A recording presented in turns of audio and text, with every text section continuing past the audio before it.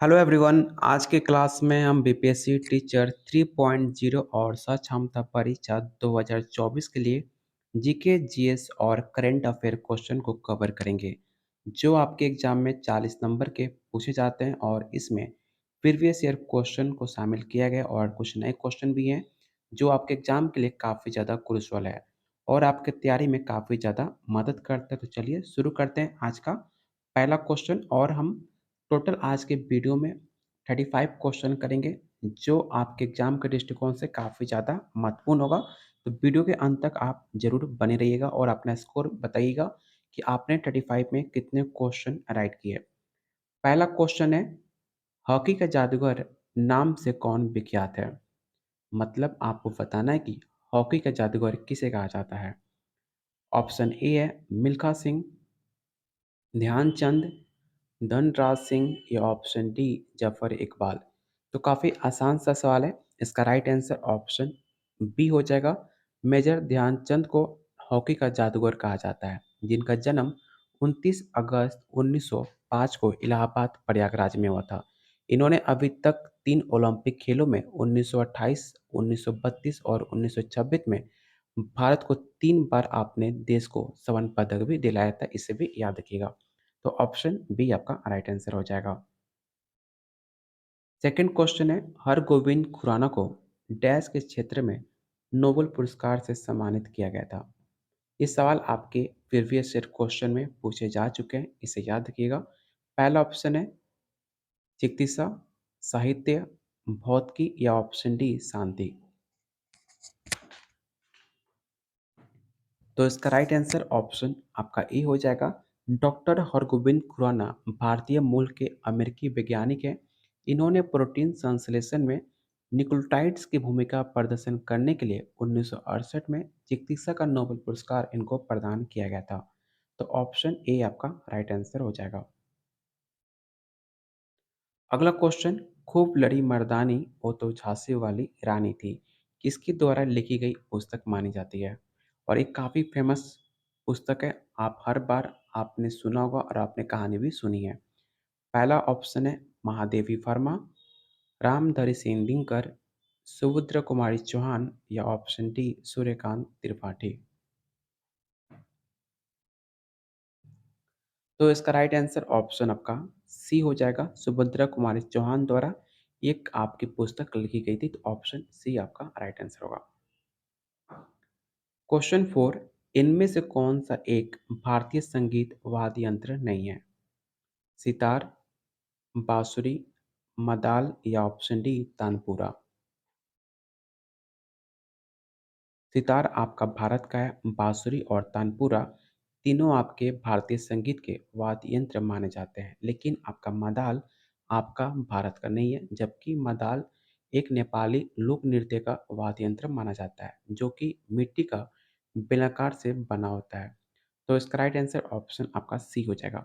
सितार के आविष्कारक किसे माना जाता है? तो याद रखिएगा, अमीर खुसरो को माना जाता है सितार के आविष्कारक। तो ऑप्शन सी इसका राइट आंसर हो जाएगा। क्वेश्चन 5 है, निम्नलिखित में कौन उत्तर भारत में चार धाम का यात्रा का हिस्सा नहीं माना जाता? ये सवाल आपके एग्जाम में पूछा जा चुका है, इसे याद रखिएगा। पहला ऑप्शन है बद्रीनाथ, गंगोत्री, वैष्णो देवी या ऑप्शन डी केदारनाथ।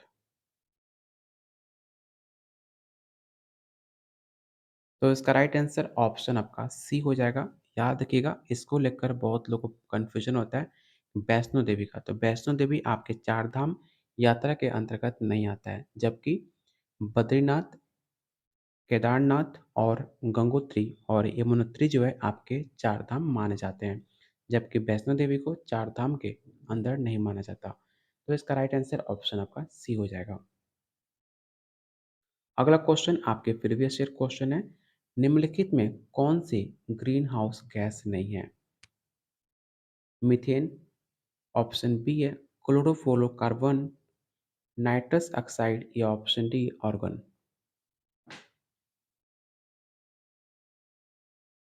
तो इसका राइट आंसर ऑप्शन आपका डी हो जाएगा। आर्गन जो है आपके ग्रीन हाउस गैस नहीं माना जाता। ऑप्शन डी आपका राइट आंसर होगा।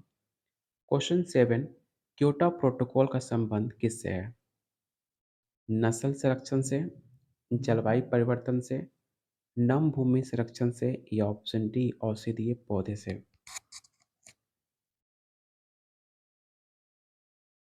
तो इसका राइट आंसर ऑप्शन आपका बी हो जाएगा। क्योटो प्रोटोकॉल आपके क्लाइमेट चेंज से संबंधित माना जाता है, तो ऑप्शन बी आपका राइट आंसर होगा। क्वेश्चन 8 कह रहा है डैश कंप्यूटर में डेटा की सबसे छोटी इकाई मानी जाती है। ये भी सवाल आपके प्रीवियस ईयर क्वेश्चन में पूछे जा चुके हैं। पहला ऑप्शन है टेराबाइट, बाइट, गीगाबाइट या ऑप्शन डी बीट। तो कंप्यूटर में डेटा की सबसे छोटी इकाई आपको बिट को माना जाता है। ऑक्टोपस किस प्रजाति के अंतर्गत आता है? मोलस्का, निडिडिया या ऑप्शन सी इकाइनोडोमेटा या ऑप्शन डी कॉर्डेटा। तो इसका राइट आंसर ऑप्शन आपका ए हो जाएगा। ऑक्टोपस मोलस्का प्रजाति का जीव है। मोलस्का शब्द का प्रयोग सबसे पहले अरस्तु ने कटल फिश के लिए प्रयोग किया था। तो ऑप्शन ए आपका राइट आंसर होगा। निम्नलिखित में कौन सी सबसे छोटी ज्ञात कोशिका है? आपको बताना है कि which of the following is the largest non cell. आपने क्लास 6 से लेकर क्लास, अगर आपने साइंस से किया है, आपने इंटर, तो आसानी से इसका आंसर बता पाओगे। पहला ऑप्शन क्या है? तो पहला ऑप्शन है यूकेरियोटिक कोशिका, प्रोकैरियोटिक कोशिका या माइकोप्लाज्मा या ऑप्शन डी शुतुरमुर्ग का अंडा। तो याद रखिएगा शुतुरमुर्ग का अंडा जो आपको 170 का होता है, जो सर्वाधिक कोशिका का प्रतिनिधित्व करता है। तो इसका राइट आंसर क्या होगा? Option D. और याद रखिएगा सबसे बड़ी कोशिका आपकी होती है शुतुरमुर्ग के अंडे में। तो ऑप्शन डी आपका राइट आंसर होगा। लोहे पर जंग डैश अभिक्रिया के कारण लगता है। इस सवाल आपके प्रीवियस ईयर क्वेश्चन में पूछे जा चुके हैं।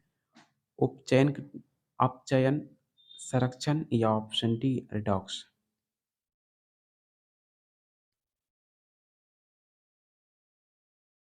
तो इसका राइट आंसर ऑप्शन डी हो जाएगा। नमी या जल में ऑक्सीजन की प्रेजेंट के चलते रिडॉक्स की अभिक्रिया के फलस्वरूप लोहे की वस्तु पर ऊपरी सतह पर एक लाल भूरे रंग की परत जम जाती है, जिसे आप उसे क्या कहते हो?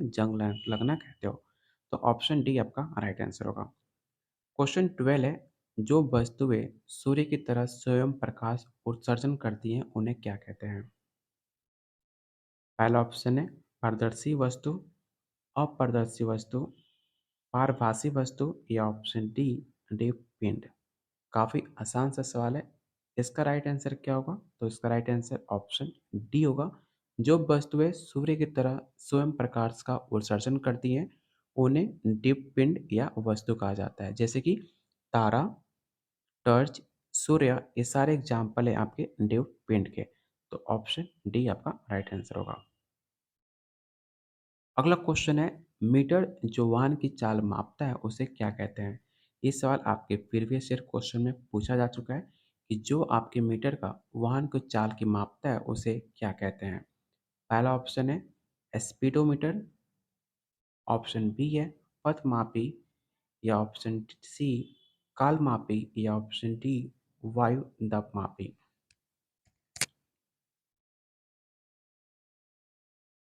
तो इसका राइट आंसर ऑप्शन आपका बी होगा। बहुत सारे बच्चे इसका गलती आंसर क्या टिक आउट करते हैं? Option A. लेकिन याद रखिएगा इसका राइट आंसर ऑप्शन बी हो जाएगा।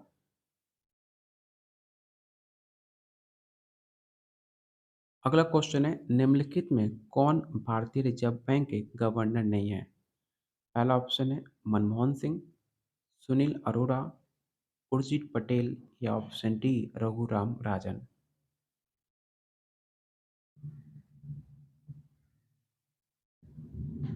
तो इसका राइट आंसर ऑप्शन बी हो जाएगा। सुनील अरोड़ा भारत के मुख्य चुनाव आयुक्त हैं, जबकि डॉक्टर मनमोहन सिंह, बहुत कम लोगों को पता होगा कि 1982 और 85 में आपके आरबीआई के गवर्नर रह चुके हैं। वही बात की जाए रघुराम राजन को, तो 2013 से लेकर 2016 तक आपके आरबीआई के गवर्नर रह चुके हैं। वही उर्जित पटेल आपके 2016 में और 18 से लेकर अभी तक आपके गवर्नर रह चुके हैं। और फिलहाल में आपके आरबीआई के गवर्नर कौन है? तो याद रखिएगा, अभी आरबीआई के गवर्नर आपके शक्तिकांत दास हैं। और मुख्य चुनाव आयुक्त के कौन है? तो राजीव कुमार आपके मुख्य चुनाव आयोग के अध्यक्ष हैं। ये सारे पॉइंट याद रखिएगा, आपके एग्जाम में पूछा जा सकता है। तो इसका राइट आंसर क्या होगा? तो इसका राइट आंसर ऑप्शन आपका बी हो जाएगा, सुनील अरोड़ा।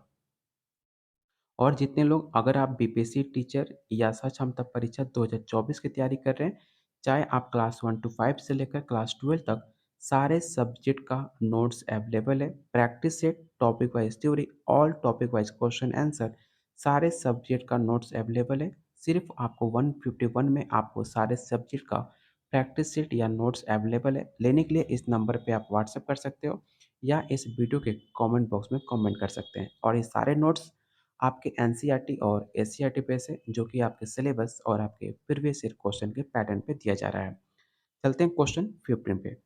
क्वेश्चन 15 है, बाजार अर्थव्यवस्था वो होती है जो सरकार द्वारा नियंत्रित हो, सरकारी नियंत्रण से मुक्त हो, अंतर्राष्ट्रीय बाजार की शक्तियों से प्रभावित हो, या option D all of this.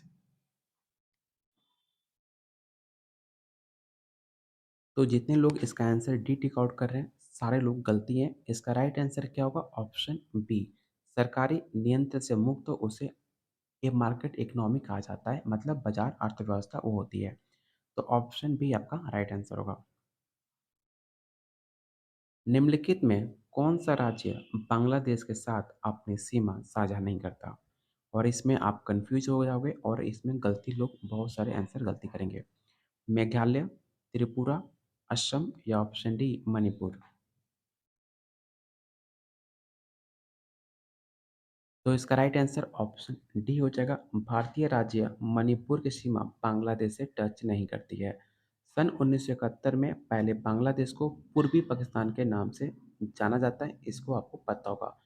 कौन कौन से राज्य आपके बंगाल से टच होते हैं? तो असम, मेघालय, त्रिपुरा, मिजोरम और पश्चिम बंगाल का सीमा आपके बांग्लादेश से टच होता है। टोटल 5 राज्य हैं, असम, मेघालय, त्रिपुरा, मिजोरम और पश्चिम बंगाल। ये पाँचों का नाम आप याद रखिएगा, जो आपके बांग्लादेश से बॉर्डर साझा करते हैं। क्वेश्चन 17, विश्व में कुल देशों की संख्या कितनी है? काफ़ी आसान सा सवाल है और आपको बेसिक नॉलेज के लिए पता होना चाहिए कि विश्व में आपके टोटल कितने देश हैं। तो याद रखिएगा, टोटल आपका विश्व में देश 195 है और उनमें से 192 देश ऐसे हैं जो आपके संयुक्त राष्ट्र के सदस्य भी हैं। तो ऑप्शन डी आपका राइट आंसर हो जाएगा। प्रकृति में पानी का सबसे शुद्ध रूप क्या है? वर्षा का जल, झील का जल, नदी का जल, या ऑप्शन डी समुद्र का जल। आपको बताना है कि the purest form of water in nature, nature के दृष्टिकोण से सबसे शुद्ध पानी किसे कहा जाता है? तो वर्षा का जल को सबसे शुद्धतम जल माना गया है, क्योंकि जल पृथ्वी से सूर्य की गर्मी के कारण भाप बनकर उड़ जाते हैं, परंतु पृथ्वी का जल भाप बनते समय अपने गंदगी भाप के साथ ऊपर नहीं जा पाती है, जिसके वजह से आपके वर्षा के पानी को सबसे शुद्ध जल के नाम से जाना जाता है। तो ऑप्शन ए आपका राइट आंसर होगा। अगला क्वेश्चन आपके प्रीवियस ईयर क्वेश्चन में पूछा जा चुका है कि सुनामी नाम किसने दिया? सुनामी नाम किसे दिया गया? भूकंप को, चक्रवात को, जावरीय तरंग को, या ऑप्शन डी समुद्र के नीचे की तरंगे को।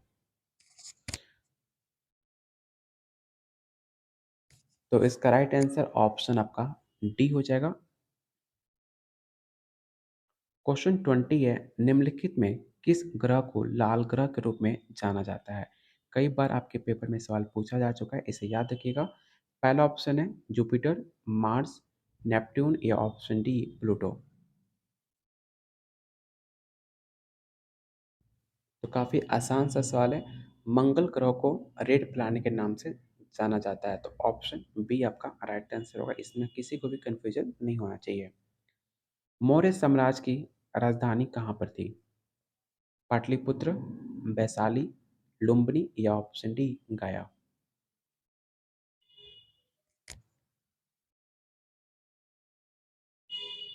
तो इसका राइट आंसर ऑप्शन आपका ई हो जाएगा। मौर्य राजवंश 322 से लेकर 185 ईसा पूर्व तक इसकी स्थापना का श्रेय चंद्रगुप्त मौर्य को जाता है। और उनके मंत्री कौन थे? तो कौटिल्य को इनका श्रेय जाता है, जिन्होंने नंद वंश के सम्राट खनचंद को पराजित कर मौर्य वंश की स्थापना की थी। और इसकी राजधानी आपने पाटलिपुत्र को बनाया, जो आज के टाइम पे पटना शहर के नाम से भी जाना जाता है। तो ऑप्शन ए आपका राइट आंसर होगा। 14वीं शताब्दी में मोरक्को के यात्री इब्न बतूता ने किसके शासनकाल में भारत का दौरा किया था? तो मैंने आपके 2 दिन पहले इसका आंसर बताया था, तो इसमें किसी का भी गलती नहीं होना चाहिए। पहला ऑप्शन है मोहम्मद बिन तुगलक, ऑप्शन बी है फिरोज शाह तुगलक, या ऑप्शन सी अलाउद्दीन खिलजी, या ऑप्शन डी जलाउद्दीन खिलजी। तो याद रखिएगा, इब्न बतूता मोरक्को जो आपके अफ्रीका का निवासी था, वो भारत में मोहम्मद बिन तुगलक के शासनकाल में 1333 ईस्वी में आया था। इब्न बतूता ने अपने यात्रावृत्त को अपनी पुस्तक रेला का वर्णित किया था। इनका नाम याद रखिएगा, रेला इब्न बतूता द्वारा एक पुस्तक लिखी गई है, जो आपके इंडिया के बारे में वर्णन किया था। इस पुस्तक काफ़ी फेमस है, हर बार आपके एग्जाम में पूछा भी जाता है। तो इसका राइट आंसर ऑप्शन आपका ये हो जाएगा। क्वेश्चन 23 है, ब्रिटिश भारत के किस प्रांत में राजस्व एकत्रित करने की रैयतवाड़ी प्रणाली लागू की गई थी? उत्तरी भारत में, दक्षिणी भारत में, पश्चिम भारत में, या ऑप्शन डी पूर्वी भारत?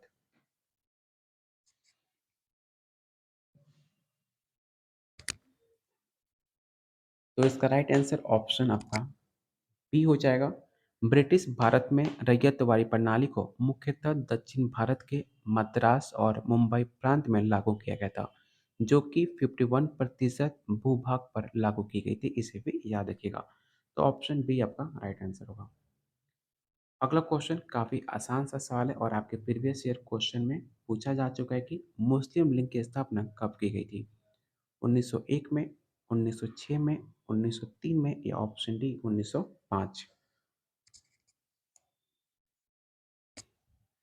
तो अखिल भारतीय मुस्लिम लीग की स्थापना 30 दिसंबर 1906 को की गई थी। कहाँ पर की गई थी? तो आपके ढाका, जो अभी के आपके बांग्लादेश में देखने को मिलता है।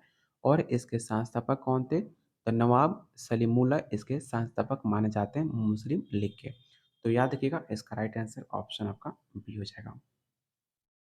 क्वेश्चन 25, इसके बाद और 10 क्वेश्चन है। आप वीडियो के अंत तक बने रहिए, क्योंकि 35 क्वेश्चन आपके एग्जाम के दृष्टिकोण से काफ़ी महत्वपूर्ण है। अगर आप सीरियस हो अपने पेपर को लेकर, तो इस क्वेश्चन को जरूर अंत तक देखिएगा, क्योंकि आपके एग्जाम में इसमें से 4 से 5 सवाल आपके डायरेक्ट देखने को मिल सकते हैं। अगला क्वेश्चन है, निम्नलिखित राष्ट्रवादी नेताओं में किसका उपनाम महामाना था? पहला ऑप्शन है मदन मोहन मालवीय, सुरेंद्र नाथ बनर्जी, या दादा भाई नौरोजी, या ऑप्शन डी मोतीलाल नेहरू? तो इसका राइट आंसर ऑप्शन आपका ए हो जाएगा, मदन मोहन मालवीय। मदन मोहन मालवीय आपके कांग्रेस के 3 बार अध्यक्ष भी रह चुके हैं, और अखिल भारतीय हिंदू महासभा के संस्थापक भी माने जाते हैं। ये सारे पॉइंट याद रखिएगा, ऑप्शन ए आपका राइट आंसर होगा। क्वेश्चन 26 है, भारतीय संविधान की किस अनुसूची में राज्य और उनके क्षेत्र को निर्दिष्ट किया गया था? पहला ऑप्शन है चतुर्थ, द्वितीय, प्रथम, या ऑप्शन डी नवम? तो इसका राइट आंसर ऑप्शन आपका सी हो जाएगा। भारत के राष्ट्रपति हैं, देश के प्रमुख हैं, सरकार के प्रमुख हैं, या देश और सरकार के प्रमुख हैं, या option D head of the parliament है? ये सवाल आपको कंफ्यूज कर सकता है, और उम्मीद है इसमें आप लोग गलती भी करोगे। तो याद रखिएगा, राष्ट्रपति भारत के राज्य प्रमुख होते हैं, जो कि भारत का प्रथम नागरिक और राष्ट्र की एकता, अखंडता और स्थिरता का प्रतीक भी माना जाता है। तो ऑप्शन ए आपका राइट आंसर होगा। क्वेश्चन 28 है, इनमें से किसने भारत के प्रधानमंत्री के रूप में सबसे अधिक समय तक कार्यकाल किया है? और शायद आज के बाद ये रिकॉर्ड टूट भी जाए। पहला ऑप्शन है पंडित जवाहरलाल नेहरू, इंदिरा गांधी, मनमोहन सिंह, और आपके लाल बहादुर शास्त्री।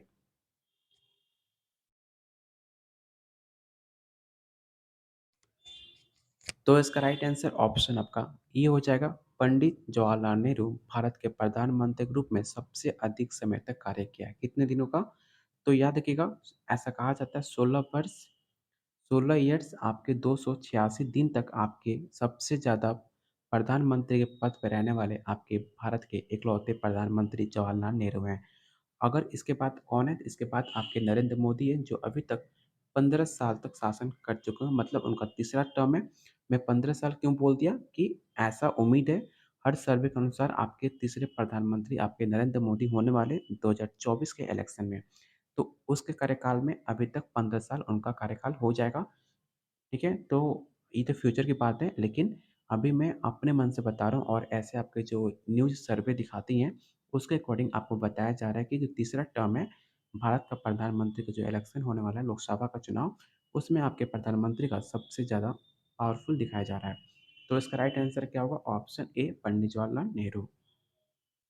क्वेश्चन 29 है, उत्तर प्रदेश की प्रथम महिला मुख्यमंत्री कौन थी? इससे पहले अगर आप चाहते हो डेली आपको ऐसे 35 क्वेश्चन आपके लिए कराए जाएँ, तो वीडियो को लाइक और शेयर करना बिल्कुल मत भूलिएगा। और आपने अभी तक चैनल को सब्सक्राइब नहीं किया है, तो चैनल को ज़रूर सब्सक्राइब कर लीजिएगा। और इसका पीडीएफ डाउनलोड करने के लिए आप मेरे टेलीग्राम चैनल को ज्वाइन कर सकते हैं, जिसका लिंक डिस्क्रिप्शन बॉक्स और कमेंट बॉक्स में दिया गया है।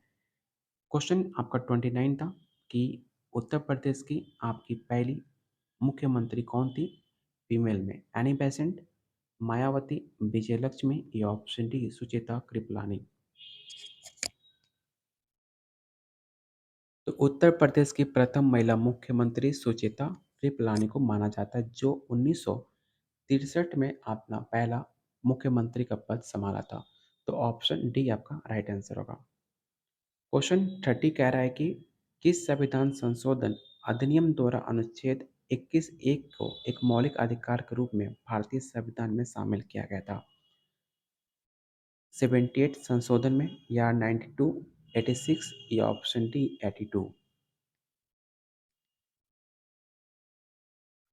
तो इसका राइट आंसर ऑप्शन सी हो जाएगा। संविधान के 86वें संशोधन अधिनियम 2002 6 से 14 वर्ष तक बच्चों को अनिवार्य एवं निःशुल्क शिक्षा मौलिक अधिकार के रूप में मान्यता देने का प्रावधान किया गया था, जो आर्टिकल 21 ए में अंतर्गत जोड़ा गया था। ये सवाल आपके प्रीवियस ईयर क्वेश्चन में पूछा जा चुका है, याद रखिएगा। ये सवाल आपके पेपर के दृष्टिकोण से काफ़ी महत्वपूर्ण है। क्वेश्चन 31 है, पराक्रम दिवस कब मनाया जाता है? 23 जनवरी, 26 जनवरी, 19 जनवरी या ऑप्शन डी 21 जनवरी। तो इसका राइट आंसर ऑप्शन ई हो जाएगा। पराक्रम दिवस 23 जनवरी को स्वतंत्रता सेनानी सुभाष चंद्र बोस की जयंती पर मनाया जाता है। तो ऑप्शन ए आपका राइट आंसर होगा। क्वेश्चन 32 कह रहा है कि जनवरी 2023 में पुरुषों के लिए हॉकी विश्व कप का उद्घाटन किस शहर में हुआ था? और काफ़ी इंपॉर्टेंट क्वेश्चन है, इस क्वेश्चन को वीवीआई क्वेश्चन टिक आउट कर लीजिएगा। पहला ऑप्शन है राउरकेला, भुवनेश्वर, पुरी या ऑप्शन डी कटक।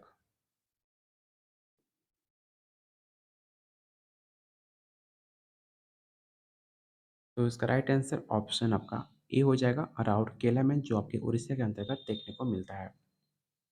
क्वेश्चन 33, हाल ही में भारतीय मानक ब्यूरो का क्षेत्रीय संस्थापना दिवस किस शहर में आयोजित किया गया था? नई दिल्ली, लखनऊ, इंदौर या ऑप्शन डी इनमें से कोई नहीं। तो इसका राइट आंसर ऑप्शन आपका ए हो जाएगा। क्षेत्रीय स्थापना दिवस भारतीय मानक ब्यूरो का न्यू दिल्ली में इसका आयोजन किया गया था, क्षेत्रीय संशोधन। क्वेश्चन 34 और इसके बाद एक और क्वेश्चन है, हाल ही में भारत में उड़ीसा तट से दूर परीक्षण रेंज में स्मारक बैलिस्टिक मिसाइल पृथ्वी सेकंड का सफल परीक्षण किया गया, जिसकी मारक क्षमता कितनी थी आपको ये बताना है। 250, 350 किलोमीटर, 300 लेकर 400 किलोमीटर या 350 से लेकर 450 किलोमीटर या ऑप्शन डी 400 लेकर 500 किलोमीटर। तो इसका राइट आंसर ऑप्शन आपका ए हो जाएगा। और आज का लास्ट क्वेश्चन रहेगा, आपको बताना है कि जनवरी 2023 में राष्ट्रपति द्रौपदी मुर्मू द्वारा संविधान उद्घाटन का किस शहर में हुआ था? उद्यान का उद्घाटन किस शहर में हुआ था? आपको ये बताना है। और इस क्वेश्चन को वीवीआई क्वेश्चन टिक आउट कर लीजिएगा।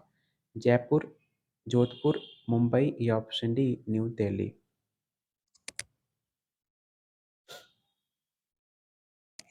तो इसका राइट आंसर ऑप्शन आपका ये हो जाएगा। जनवरी 2023 में राष्ट्रपति द्रौपदी मुर्मू ने राजभवन जयपुर में संविधान उद्यान और मयूर स्तंभ की उद्घाटना किया था। तो ऑप्शन ए आपका राइट आंसर हो जाएगा। आज के वीडियो में टोटल हमने 35 क्वेश्चन किए। आपको बताना है कि आउट ऑफ 35 आपका स्कोर क्या है। अगर आपको किसी भी क्वेश्चन में डाउट हो तो कमेंट बॉक्स में क्वेश्चन नंबर के साथ आप कमेंट करके सवाल पूछ सकते हैं। आपको रिप्लाई ज़रूर दी जाएगी। अगर आप चाहते हो आपके एग्ज़ाम तक डेली ऐसे इंपॉर्टेंट क्वेश्चन कराए जाए तो वीडियो को लाइक और शेयर करना बिल्कुल मत भूलिएगा। अगर आप किसी भी सब्जेक्ट से तैयारी कर रहे हो, चाहे पेपर 1, चाहे पेपर 2 या क्लास 1 to 5, 6 to 8, सारे सब्जेक्ट का प्रैक्टिस सेट और नोट्स अवेलेबल है। सिर्फ आपको 151 में आपको प्रोवाइड कराया जा रहा है। लेने के लिए इस नंबर पे आप व्हाट्सएप कर सकते हो, जो कि आपके सारे नोट्स एनसीईआरटी और एससीईआरटी बेस है, जो कि आपके सिलेबस और आपके प्रीवियस ईयर क्वेश्चन पे पैटर्न पे दिया जा रहा है। तो इस नंबर पे जल्दी से व्हाट्सएप कीजिए, क्योंकि बहुत सारे बच्चे ऑलरेडी ले चुके हैं और आपके पास काफ़ी कम टाइम है। तो बहुत जल्द मिलते हैं अगले क्लास में। तब तक के लिए वीडियो को लाइक शेयर करना बिल्कुल मत भूलिएगा।